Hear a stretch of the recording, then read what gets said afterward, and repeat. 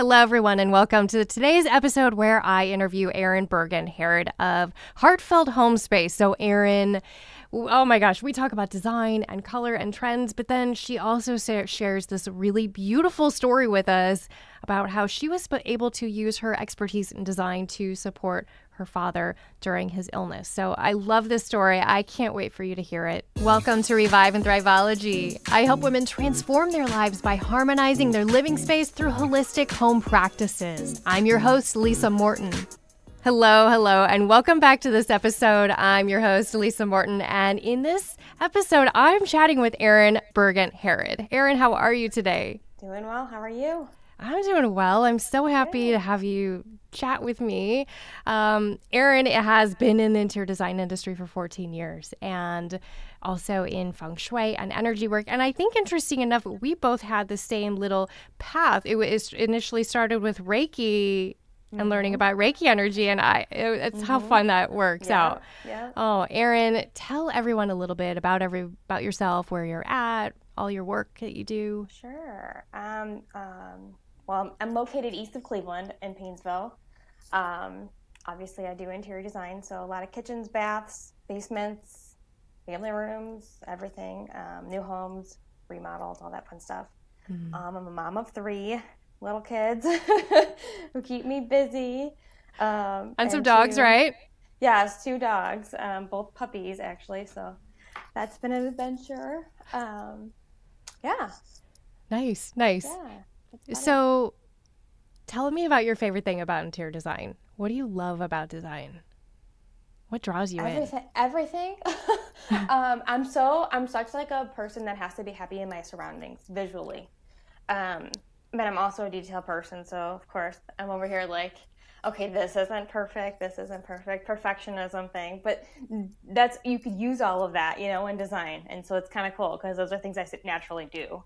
I'm just sitting somewhere. If I'm somewhere, I'm looking for what's pretty, what I like around me, and obviously all that affects your energy too. So like how you feel in a space, how you're, are you comfortable? Are you uptight? What is it that's making those spaces, comfortable for you? So it's cool because you can day to day be involved in creating that and changing that and updating things and finding those things that could use improvement. Nice. And almost like an auditing process, like what can we do better? How do we make it better? And what are those things that are going to make it better for that person? Yeah. So it's cool because you get to meet people and learn about them and, what things do they like? You learn a lot of personal things about people when you work with them. Isn't that the truth? All the way down to like, the other day I was like, sit on your toilet and let's figure out what feels better for the toilet paper holder. Does it feel better over here? Does it feel better next to you? And, you have to kind of do that. Even like, well, when you shower, do you want, your products here or this way? All those things. So it's cool because you get to kind of get into people's lives and learn how they cook, how they interact with each other because everyone's different. Yeah. And you don't realize that. No one talks to their friends and is like, oh yeah, where do you put your utensils in your kitchen? But like some people have weird things they use, or some people use more spices, or some people, cook different things, and so they work differently in their kitchen. So it's kind of cool to learn all that. I won't ever forget one time I went into a woman's big walk-in closet, and she had a meat cleaver in her closet. Yay! People, had another woman who had, we were working on her bathroom, and I go in to see her bathroom for the first time, and she always stored a box of Cheerios on her bathtub because she would snack on it. So she always had this box of Cheerios. Hey, if that's what works for you, then go for it. Yeah. Yep. You learn all kinds of stuff. Yeah. Erin, what are some things that you were loving and like going on in design right now as far as colors or patterns that feel energetically good or you're having fun working with? I like that we're getting rid of gray, even though I like gray, but I like pulling in the taupes and the greens and the natural earthy elements, the wood tones that are back. I'm not a huge overdue wood, but wood adds warmth. So it's super important, especially like in kitchens and things like that, when you've got cabinets that are getting beat up by people opening and shutting cabinets, and then you've got paint that chips off and shows wear and tear. And then you can use wood, which is going to warm your space, but also it's going to hide and camouflage a lot of those little things, nicks and things like that. So I love that that's coming back. Yeah. What And else? the gray is kind of going. And the gray can be mixed in, you know, with the neutrals. It's a new neutral, but it's not the only thing. It's not gray floors are out. I love that. I'm over the gray wood floors. Like, let's use the natural stuff. I like that. I'm also really loving, I'm assuming you're going to be on the same page, is the like really moody granites that are big. I mean, I love that natural effect. Yeah. I just did a project. We did black. It was just like for the bar area. We didn't do the whole kitchen. We did black, but it had that. Oh, there goes my headphones. It had that. I do the same thing. I get really animated with my hands. It means we're passionate. Right? It had that like coppery gold, big swirl through the middle of it. And we did gold hardware with black accents and stuff. And it was so fun. But not everyone's daring enough to do it. But it's so cool when people are ready to just dive in. And when you know you can intentionally place that unique swirl right next to the counter, so it's always catching your eye, or, you know, I mean, placement is also really fun with countertops. Yes, for nice. Sure. Tell me about paint colors. What are you using these days, and what are you loving? A lot of greens. Yeah. A lot of greens, but they're gray. You know, whenever I go to appointments with clients, especially in initial consultations, I pull the paint deck out and I'm like, okay, what draws to you? You know, are you a purples person? Are you blues? Do you like the grays? Do you like whatever? And when I'm looking at the decks, I'm like, you know, I always was taught to go a little grayer. So you might think it's a little grayer, but then we don't have kids' bedroom colors because they're not true bold colors. It's a little more timeless. It's a little more warm, but not everyone understands how to just grab that themselves. You have to kind of almost be taught that this is where you need to look in these colors, and this is the part of the paint deck we want to use. So I've always kind of been in a little bit of a niche of going with the gray tones, undertones, and then going bold. I've got some people that are willing to go a little more bold in some places and do those moody rooms. You know, paint everything, the whole wall. I was just at a consult yesterday. I was like, let's paint it all. She had like a wainscoting around the room. I'm like, let's paint the whole wall, trim everything, all a dark color, and be dramatic.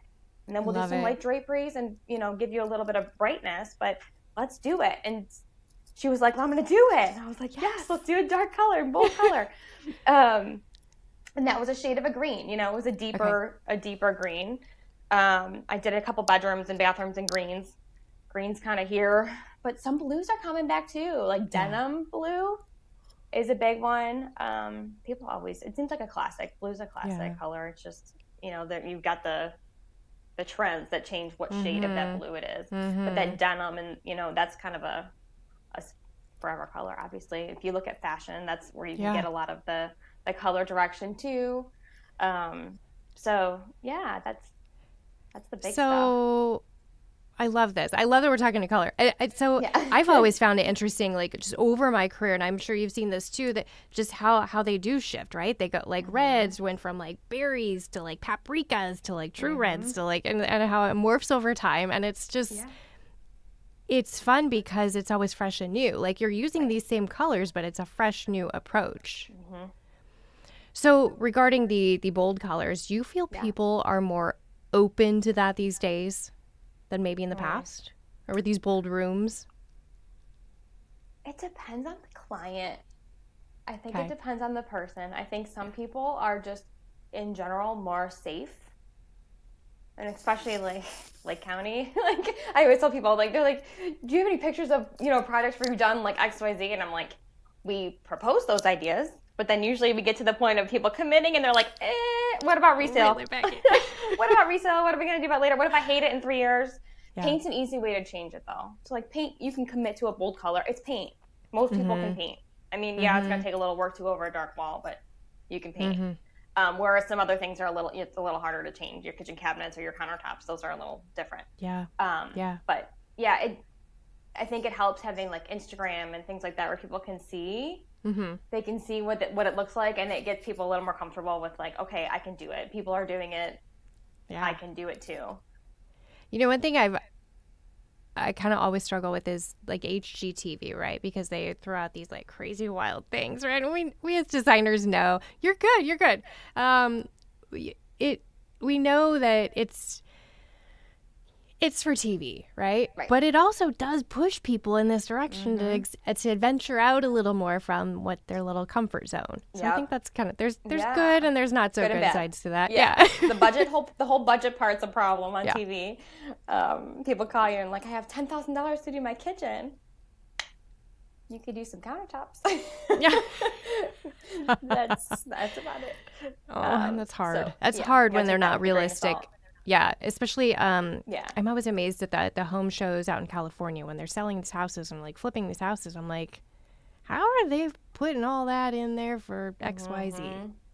But you have to remember it's TV. Pricing. TV pricing. Show they probably pricing. get donations for TV. Yes, yeah. So they probably have people that, whatever's advertising on there is probably getting donated, just like on the dream homes and all that kind of stuff where they donate. Yeah. So I'd like to take a little turn in our conversation. Sure. Erin, you had the opportunity to do some work for someone very special in your life, and it was a very special project. And I was hoping that you would share this story with everyone today. Sure. So I don't remember timing, but 5 years ago, maybe, plus or minus, my dad was diagnosed with ALS and ALS, Lou Gehrig's. With that, there's a progression of how that disease typically goes, but there's not an exact time frame for anybody. There's not an exact progression of like, this is going to happen, then this is going to happen, then this is going to happen. It's kind of like this is going to happen, and then sometimes this could happen next, or sometimes this could happen next, or sometimes this could happen next. So, everyone has their own path. There's different types of it. And there's not really any way to tell what's going to happen. But, for him, it started out with he had foot drop, so he had a hard time controlling his foot. And that led to later using a walker. Okay. And then he was wheelchair bound. And by that point, he was starting to lose his ability to talk. So at that point, we were like, listen, he's going to be in a wheelchair soon. He's not going to be able to get in the bathroom. They had a long master bathroom. And it was narrow. You've got vanities on the one side, the tub and the shower on one side, and the toilet room was separate. But it was, just a small, narrow area. And he was already having a hard time getting in there with the walker. Okay. Couldn't turn the walker around, that kind of thing. So we decided that we were going to redo the bathroom. So in an adjacent bedroom was an ensuite bathroom and walk-in closet. So we decided to take out part of the closet and recess the sink into the wall so that we had a little more floor space in that bathroom. It was more of a square bathroom to start. Okay. So we knew that we needed to get him in there. So we had to take the door off and put a sliding barn door on. I designed that. Obviously, I did drawings ahead of time and got a contractor involved and recessed the sink in, did a special toilet, did a roll-in shower, all the fun stuff. But to do all of that, I had to call and talk with the ALS organization in Cleveland and learn a little bit about, what to expect, what do they need, what happens, what are some of the problems. And it varies, but there's a lot of typical progression. So loss of motor skills, so feet, hands, gripping, obviously speech, breathing. So one of the big things I learned was even an extra exhaust fan helps, because when you're in the shower, all that steam and moisture makes it harder for them to breathe. Wow. So having an extra exhaust fan to help pull that air out and keep that air going was huge. Losing the ability to take care of yourself and like brush your teeth and wash your hands and use the bathroom and take a shower is something that nobody ever wants to think about, having a caregiver come in. And, he was too proud to ever say, like, I need help, And through the process, it was obviously hard for him to be okay with all of it. We're doing this big remodel, we're spending all this money. Sure. We know there's a timeline on his life. We don't know what that is, but he knew that. And so it was obviously a really hard process, because I'm over here like, I'm going to make this look cool. It's not going to be your ordinary bathroom. I want it to feel masculine. I want it to feel like a handicap bathroom. Sure. We got to add grab bars. We do have to do all those things. We have to have the handheld shower head. And we had to put in even a shower stall, like one of those plastic seats that you sit down on with arms. Okay. What I learned, and this is something that's kind of an accessible design thing nowadays, is the bench seats are not good, especially when you get older. You lose that fat and the muscle, and so you're bony, and it hurts to sit. It hurts to sit on those seats. So it's better to just have the open floor space and bring in a chair when you need it, because those plastic chairs are actually softer. There's arms to push up on. There's a lot of ways to get in and out. That it's actually better to just not have a bench. And you'll see, benches are. A lot of people put benches in their showers. Sure. A lot of people put them in as shaving ledges, all that kind of stuff. But it's just better to have room to put a chair in. Have the empty open space. Yep. Okay. And so anyway, so it was about how do I make this cool? How do I make this exciting for him? How do I make this a fun space that he wants to use and he doesn't feel bad about? Bad about this space. So I thought, I was thinking, what's out there? What's fun? Found some cool masculine geometric tile to do like a little inset in the back of the shower. We did some nice modern grab bars throughout. Obviously, you have the sliding bar for your handheld shower controls. I had a custom vanity made with the apron so that he could pull up in his chair. Okay. But I did a vessel sink on top, which, of course, that all takes all those calculations that the average person doesn't realize. But like the height and the slope for the knees, and like, he was in a power chair, so it's a little different than a standard wheelchair. And so I was standing there measuring him while he's sitting in this chair of like, how we're going to make the slope work. And so we did a cool vessel sink and a vessel faucet, but I found one that you could tap on just like the kitchen faucets. Nice. So you don't have to use the controls. So it's easier to do that kind of on-off situation. Okay. And even stuff down to the toilet. Like if you do a tankless toilet, you can pull up closer in that walker to use the toilet. That's amazing. So, you really had to dig in and explore and really educate yourself. Yeah, and it's fun. And he was able to use it up until the end. Yeah. So that was a huge thing in my book, that he could do a lot of the things himself all the way up until the end. And it wasn't, like I said, it wasn't a cold hospital feeling room. It was a fun, modern bathroom. I think there's also this really beautiful element. I mean, you're so passionate about interiors. You do such beautiful work. And for you to be able to do this for him, I would imagine that was big. Yeah. It was nice to be able to know enough to be able to help him too, and it's not like I was just picking up finishes. I was really thinking about how it was going to work for him, how it was going to flow, how it was going to work, how it was all going to make his life better and easier. But it's hard. It's hard with family in general. And then on top of it, when you're not able to communicate well and you're stubborn and you're upset about what's situation, it's even harder because, like he didn't want it. He didn't want us to go through all this effort for him and do all this for him. He was just like, he did want it. He did want to be, able to do it himself, but he didn't want to deal with it and talk about it and think about what was coming next. Which we had to do. We had to have that conversation to learn how to make it last for him. So that's hard even with a regular client. But now if someone calls me and says, hey, I have XYZ, or hey, I'm getting older and I want to redo my bathroom, it's the same principles apply, because even when you're getting older, your sense of grip isn't as great. That's why we have those lever handles, there's all the same things apply. People have other illnesses that cause those same issues. So it was a cool process.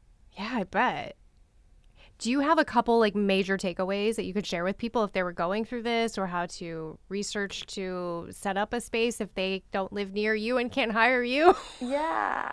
So I guess it depends on what you're doing. If it's an aging in place thing, obviously the curbless showers are great. Even people, if you're in your 50s, I mean, you can have to get your knee replaced. I mean, that's a common thing. Knee replacement, hip replacement. And if you don't have that setup, it makes your life really hard. So just having a curbless shower, you could, like I said, you could always throw a chair in there. Having a curbless, easy entry. If you're in a walker, if you have to get a knee replacement, if you fall and something happens for a couple weeks, it's nice to have all that figured out ahead of time. Having the floor space too, that you don't have. So having that turnaround space. So if you are remodeling a space, make sure you work with someone that understands all of that. Yeah. Wide enough doors. Definitely, to fit a wheelchair or a walker or something in. Everything else is pretty, standard, but I think the shower is a huge thing. Having the handheld shower head's huge too, and those are an easy add-on for anybody. A lot of my clients even just use them just to clean their glass on their showers. It's an extra. I was using it when I bathed the dog, so it was like clean everything up. But I will say, I mean, this is nothing like I've never had any major issues, but I did have a recent knee surgery, and I'm hobbling around on the crutches, and that ledge to get in my shower, it's small, only 4 inches, but it's a big deal. But when I was hobbling with crutches, it was kind of terrifying, to be honest. I'm like, do I feel safe? And I had my eyes opened, we'll say. Yeah. Oh So just those little things. I mean, that's a big change if you're doing a remodel, because it takes a lot more work to do. So you got to weigh your options. What's financially makes sense, and what can I do realistically, depending on your situation. But it's always good to at least think about it and plan for it and have everything set up, because you never know.